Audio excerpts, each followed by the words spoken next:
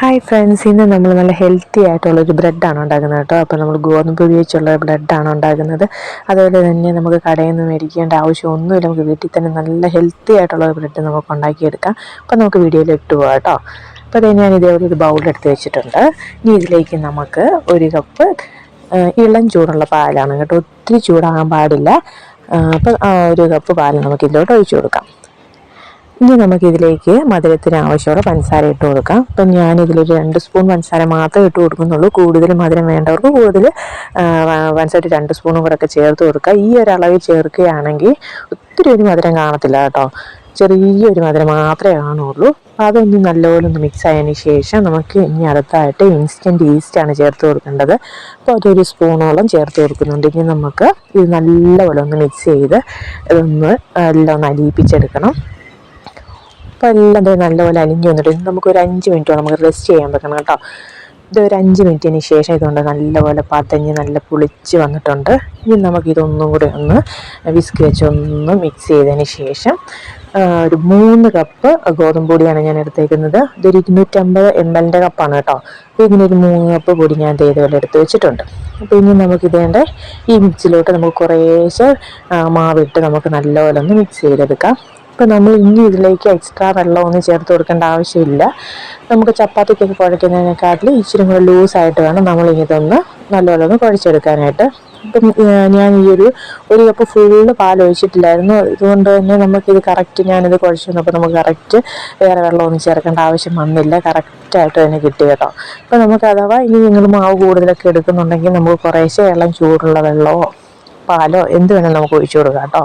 അപ്പം നമുക്ക് ഇങ്ങനെ ഒഴിച്ചു കൊടുക്കുന്ന സമയത്ത് ഇനി കുറച്ച് സൺഫ്ലവർ ഓയിലും കൂടെ ഒഴിച്ചു കൊടുക്കണം. അതിൽ തന്നെ ഒരു നുള്ളു ഉപ്പൂട്ട് ഇട്ട് കൊടുക്കണം കേട്ടോ. ഞാൻ ഉപ്പിടുന്ന വീഡിയോ മിസ്സായിപ്പോയി. അതുകൊണ്ട് ഒരു 10-15 മിനിറ്റോളം നമ്മളൊന്ന് കൗണ്ടർ ടോപ്പിലൊക്കെ ഇട്ട് നല്ലപോലെ കുഴച്ച് സെറ്റാക്കി ഇതേപോലെ വെച്ചിട്ടുണ്ട്. അപ്പോൾ ഇനി നമുക്കിതൊരു 1 മണിക്കൂർ നേരത്തേക്കൊന്ന് റെസ്റ്റ് ചെയ്യാൻ വെക്കണം. ഇതൊരു ഡബിൾ സൈസ് ആകുന്നിടം വരെ. അപ്പോൾ ഇതേണ്ട 1 മണിക്കൂറിന് ശേഷം നല്ലപോലെ ഒന്ന് പുളിച്ച് നല്ല ഡബിൾ സൈസ് ആയിട്ടുണ്ട് കേട്ടോ. ഇനി നമുക്കിതൊന്നുകൂടി ഒന്ന് നല്ലപോലെ ഒന്ന് കൗണ്ടർ ടോപ്പിലോട്ട് നല്ലപോലെ ഒന്ന് കുഴച്ചെടുക്കണം. നമ്മളിത് എത്ര നേരം കുഴയ്ക്കുന്നു അത്രയും സോഫ്റ്റ് ആയിരിക്കും നമ്മുടെ ബ്രെഡ് കേട്ടോ.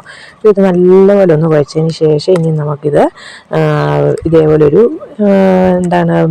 ബ്രെഡിൻ്റെ ബ്രെഡ് ഉണ്ടാക്കുന്ന മോൾഡോ ടിന്നോ അങ്ങനെ എന്തെങ്കിലും ഉണ്ടെങ്കിൽ അതെടുക്കാം. എൻ്റെ കയ്യിൽ അതില്ലാത്തതുകൊണ്ട് ഇത് കേക്കൊക്കെ ഉണ്ടാക്കുന്ന ഒരു മോൾഡാണ് കേട്ടോ. അപ്പോൾ ഇതിലേക്ക് നമ്മൾ കുറച്ച് എണ്ണ തേച്ച് കൊടുക്കുക, എണ്ണയോ ബട്ടറോ എന്തെങ്കിലും തേച്ച് കൊടുക്കാം. ഞാനൊരു 2 ബ്രെഡായിട്ടാണ് ചെയ്യുന്നത് കേട്ടോ. അത് കാരണം കൊണ്ട് ഈ ടിന്നിൻ്റെ ഒരു നടുക്ക് ഭാഗത്തായിട്ട് ഒരു കാർഡ്ബോർഡ് പോലത്തെ ഒരു പേപ്പർ വെച്ച് കൊടുത്തിട്ട് നമുക്ക് ഇനി നമ്മൾ കുഴച്ച് വെച്ചേക്കുന്ന മാവ് 2ആയിട്ട് ഇതിലൊന്ന് സെറ്റ് ചെയ്ത് കൊടുക്കാം. അപ്പോൾ ഇതേപോലെ ഒന്ന് ചെയ്തതിന് ശേഷം നമുക്കിനി ഇതിലേക്ക് എഗ് വാഷ് ചെയ്ത് കൊടുക്കണം കേട്ടോ. അപ്പോൾ അതെന്താ നമ്മൾ ചെയ്യേണ്ടതെന്ന് വെച്ചാൽ ഒരു മുട്ട എടുത്ത് അതിലോട്ട് കുറച്ച് പാലും കൂടെ ഒഴിച്ചിട്ട് ജസ്റ്റ് ഒന്ന് മിക്സ് ചെയ്തെടുക്കുക. മിക്സ് ചെയ്തെടുത്തിട്ട് ഇതിൻ്റെ പുറത്തോട്ട് നമുക്കിങ്ങനെ ഒന്ന് തേച്ച് കൊടുക്കാം. അപ്പോൾ നമ്മളിത് തേച്ച് കൊടുക്കുന്നതിന് മുന്നേ ഇതുപോലെ ടിന്നിലാക്കിയതിന് ശേഷം ഒരു 10-15 മിനിറ്റോളം ഒന്നും കൂടെ റെസ്റ്റ് ചെയ്യാൻ വെക്കണം കേട്ടോ. അന്നേരം ഒന്നും കൂടെ ഡബിൾ സൈസ് ആയിട്ട് വരും ഇത്. അപ്പോൾ അതിന് ശേഷം വേണം നമ്മൾ എഗ് വാഷ് ചെയ്യാൻ. അപ്പോൾ നമ്മൾ ഇതേപോലെ എഗ് വാഷ് ചെയ്യുന്നത് നമ്മൾ ബ്രെഡ് നല്ല ബേക്കായി വരുമ്പോഴത്തേക്ക് നല്ലൊരു ഗോൾഡൻ കളറ് മുകളിലാവുമല്ലോ, അതുപോലെ തന്നെ നല്ലൊരു ഗ്ലേസിങ്ങും കിട്ടും. അതിന് വേണ്ടിയാണ് നമ്മൾ ഈ എഗ് വാഷ് ചെയ്യുന്നത്. ഇങ്ങനെ ചെയ്തില്ല എന്നുണ്ടെങ്കിൽ നമ്മൾ ബ്രെഡ് ബേക്കായി വരുമ്പോഴത്തേക്കിനും ഒരു ക്രീം കളർ പോലെ തന്നെ ഇരിക്കും ബ്രെഡിൻ്റെ മേൽവശം. അത് കാരണം കൊണ്ടാണ് നമ്മളിങ്ങനെ ചെയ്യുന്നത്. അപ്പോൾ അതൊക്കെ ചെയ്തതിന് ശേഷം ഞാൻ ഓവനകത്ത് ഒരു 3/4 മണിക്കൂർ 45 മിനിറ്റ് ബേക്കായ ശേഷമാണ് നമ്മുടെ ബ്രെഡ് തേണ്ട നല്ല അടിപൊളിയായിട്ട് കിട്ടിയിട്ടുണ്ട്. നല്ല സോഫ്റ്റുമാണ് കേട്ടോ. ബ്രെഡ് ബേക്കായതിന് ശേഷം എല്ലാം തണുത്തതിന് ശേഷമാണ് ഞാൻ ഇതെല്ലാം ഡീമോൾഡ് ചെയ്തെടുത്തേക്കുന്നത്. അപ്പോൾ എല്ലാവരും ഒന്ന് നോക്കി, നല്ല സോഫ്റ്റുമാണ്, അതുപോലെ തന്നെ നല്ല ഹെൽത്തി ആയിട്ടുള്ള ഒരു റെസിപ്പിയാണ് കേട്ടോ. എല്ലാവരും ഒന്ന് ട്രൈ ചെയ്ത് നോക്കണം. അപ്പോൾ നമുക്ക് വീട്ടിൽ തന്നെയൊക്കെ ഇതൊക്കെ ചെയ്ത് നമുക്ക് വീട്ടിൽ തന്നെ ഇത്രയും പെർഫെക്റ്റ് ആയിട്ട് ഇത്രയും നല്ല ഹെൽത്തി ആയിട്ടുള്ള ഒരു ബ്രെഡ് ഉണ്ടാക്കാൻ പറ്റുമെങ്കിൽ പിന്നെ എന്തിനാണ് നമ്മൾ കടയിൽ നിന്ന് മേടിക്കുന്നത്. അപ്പോൾ എല്ലാവരും ഇതൊക്കെ ഒന്ന് ട്രൈ ചെയ്തിട്ട് ഫീഡ്ബാക്കൊക്കെ ഒന്ന് അറിയിക്കണം. കുട്ടികൾക്കൊക്കെ കൊടുക്കുമ്പോൾ ഇതിലേക്ക് നമുക്ക് ഇനിയും ജാമോ ഇല്ലെങ്കിൽ ബട്ടറോ ഒക്കെ തേച്ച് കൊടുക്കാം. അതുപോലെ തന്നെ വെയിറ്റ് ലോസ് ഒക്കെ ചെയ്യുന്നവർക്ക് ഏറ്റവും നല്ലൊരു റെസിപ്പിയാണ് കേട്ടോ. അപ്പോൾ എല്ലാവരും ഒന്ന് ട്രൈ ചെയ്ത് നോക്കണം. അപ്പോൾ അടുത്ത ദിവസം നമുക്ക് നല്ലൊരു വീഡിയോ കാണാം. അപ്പോൾ അതുവരെ എല്ലാവർക്കും ബൈ.